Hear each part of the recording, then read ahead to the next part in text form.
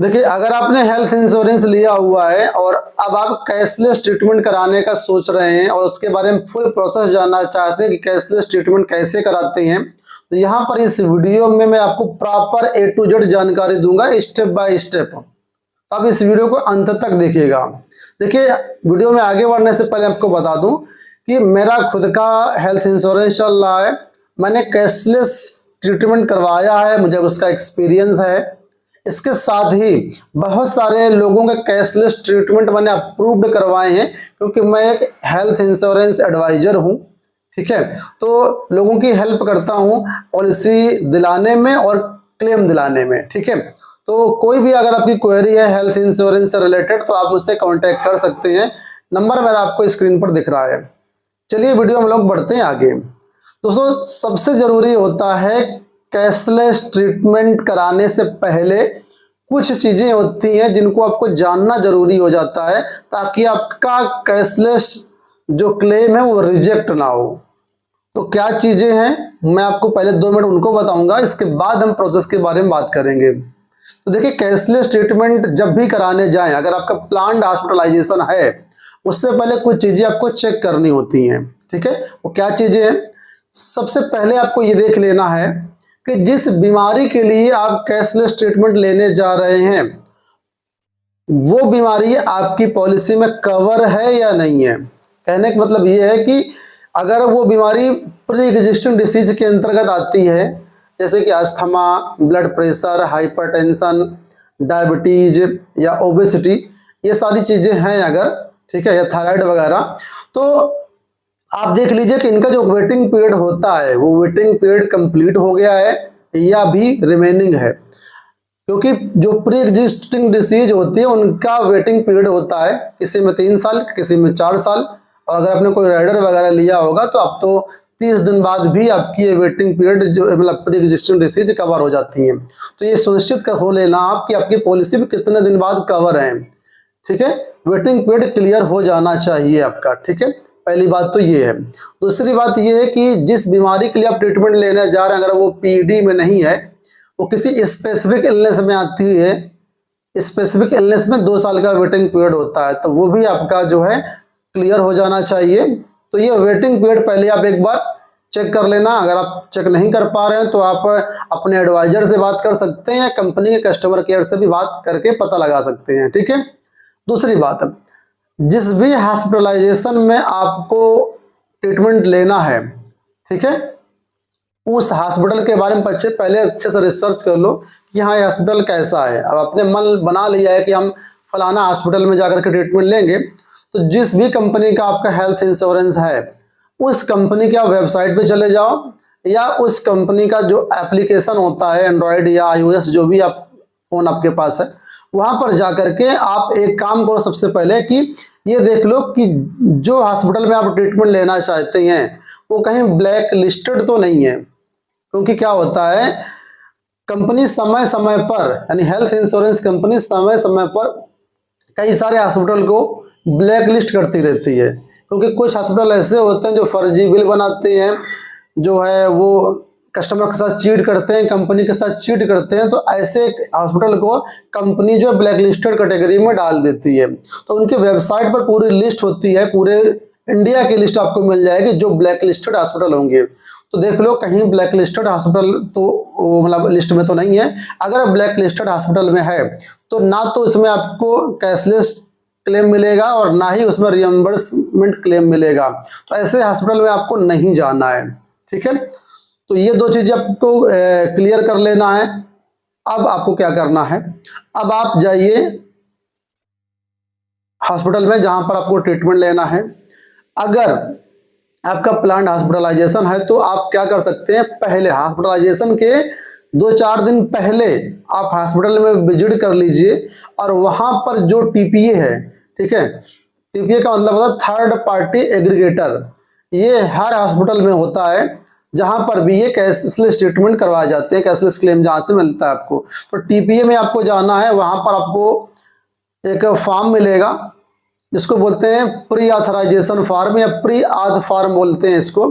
वो उनके टीपीए से आपको ले लेना है और उसके साथ उसको अच्छे से भरना है।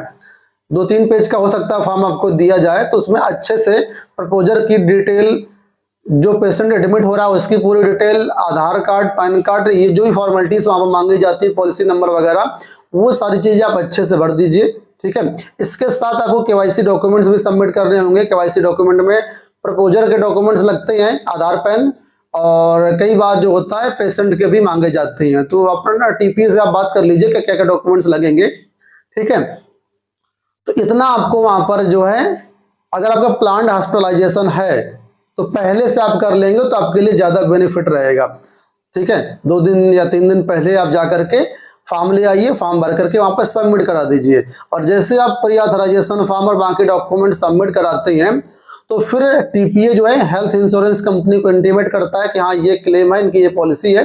तो फिर जो हेल्थ इंश्योरेंस कंपनी होती है वो आपका क्लेम का रिव्यू करती है और आपको एक प्री अप्रूवल दे देती है। ठीक है, जनरली क्या होता है, कुछ कंपनियों में ये प्री अप्रूवल आधा घंटे के अंदर आ जाता है, कुछ में 24 घंटा तक लग सकता है या 48 घंटे तक लग सकता है, depending on your health insurance company.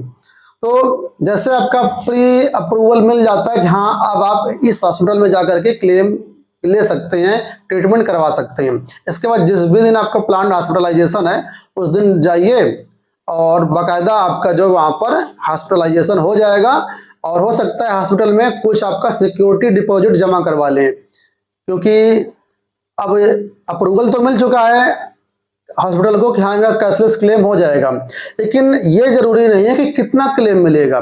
कई बार क्या होता है, आपकी पॉलिसी में कुछ सब लिमिट वगैरह लगी होती हैं, कुछ कंडीशंस हैं, उनकी वजह से 100% क्लेम आपका नहीं मिल पाता है। तो इस वजह से हॉस्पिटल वाले 10,000, 15,000, 20,000 अलग अलग लोकेशन के हिसाब से, हर हॉस्पिटल का अपना अपना रूल होता है, वो आपसे 10-15,000, 20,000 तक मतलब सबमिट करवा लेकर डिपॉजिट करवा लेते हैं।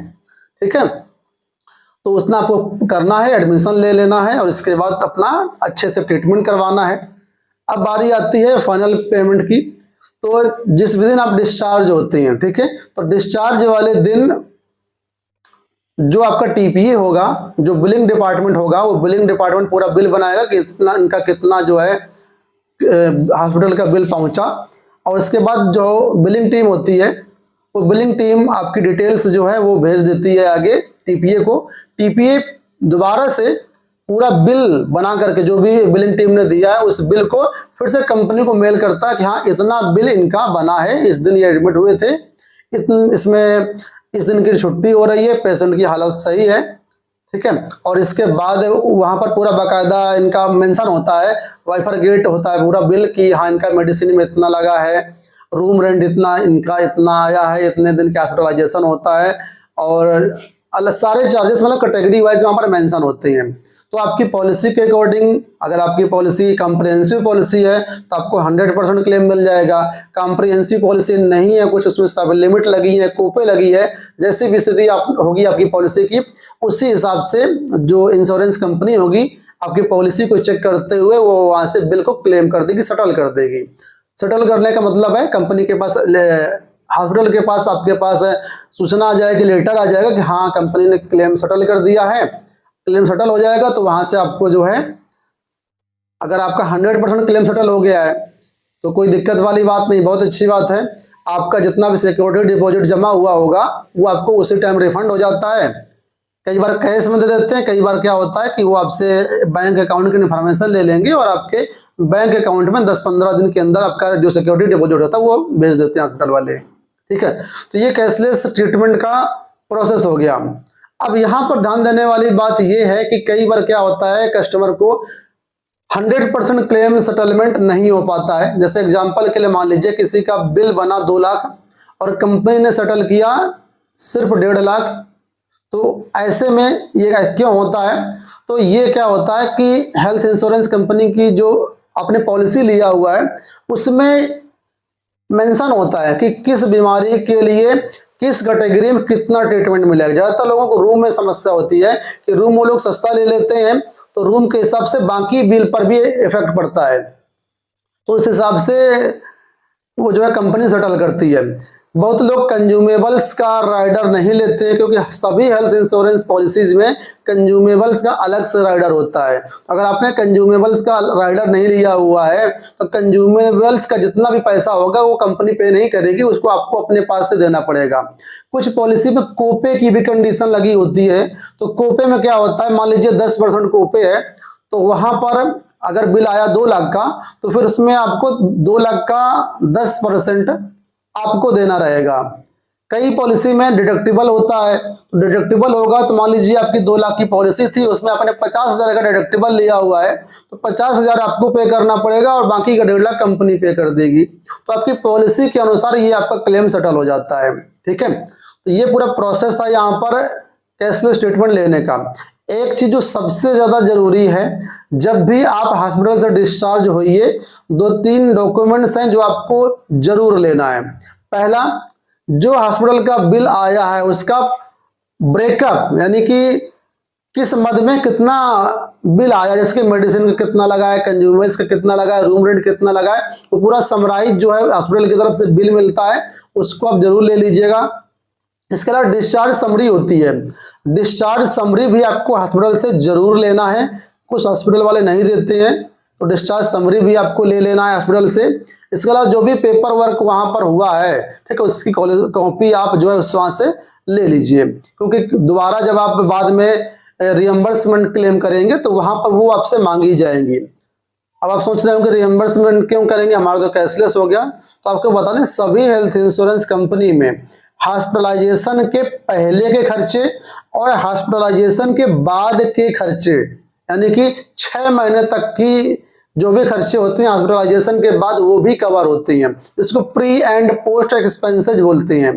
देखिए, अगर हॉस्पिटलाइजेशन से आपका वहां से डिस्चार्ज हो चुके हैं आप, तो क्या होता है, बाद में कुछ दवाएं चलती रहती हैं जो कि महीना 2 महीना 6 महीने तक खानी पड़ सकती हैं।